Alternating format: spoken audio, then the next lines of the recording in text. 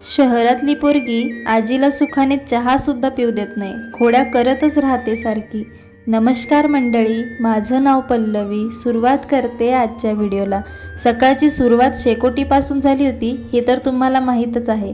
दुर्गा आंटीने अजून त्यात थोडा विस्तो आणून टाकला, तेवढ्यात डुक्कर देखील पळालं। शहरात काही डुक्कर बघायला मिळत नाही आणि मला ते इथे गावात पाहायला मिळालं तेव्हा मी खुश झाले।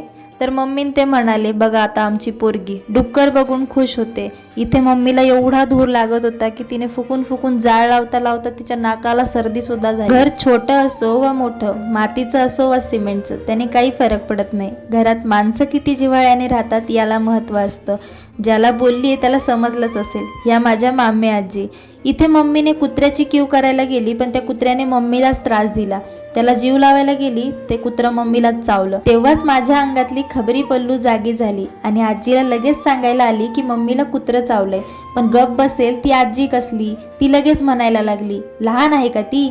जेवत असताना कुत्र्याला कशाला हात लावायचा, मग चावणारच ना। हे सगळं बोलणं मम्मीने ऐकलं। मला कळून चुकलं होतं की आता माझी तर काही खैर नाही, पण त्या दोघी सासा सुनांची कुरबुर मात्र मी चालू करून दिलेली होती। आजीचे आणि मम्मीचे खूप सारे बोलणे खाल्ल्यानंतरही सुधरेल ती पल्लवी कसली ना, तरीही आजीच्या खोड्या काढतीये। बघा ना कसली कार्टी आहे। व्हिडिओ आवडला असेल लाईक करा, शेअर करा, सबस्क्राईब करायला विसरू नका।